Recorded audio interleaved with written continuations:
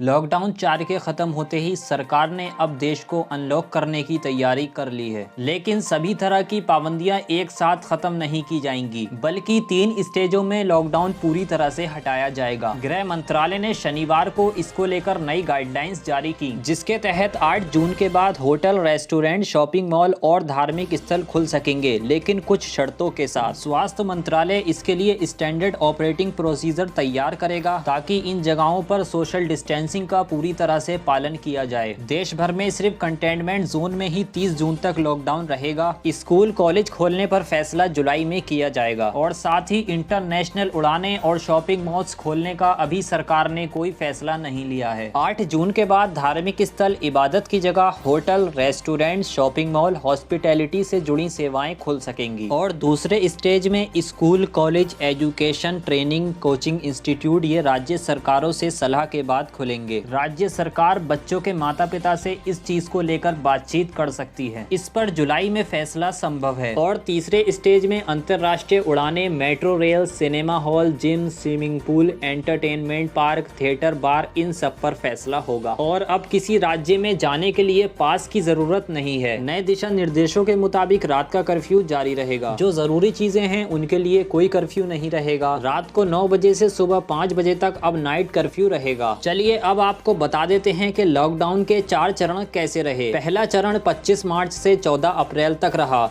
इस दौरान सिर्फ जरूरी सामान की दुकानें खोलने की इजाजत दी गई थी। दूसरा चरण 15 अप्रैल से 3 मई तक रहा। रेड जोन को छोड़कर ऑरेंज जोन और ग्रीन जोन में दुकानें खुलने की इजाजत दी गई। तीसरा चरण 4 मई से 17 मई तक रहा।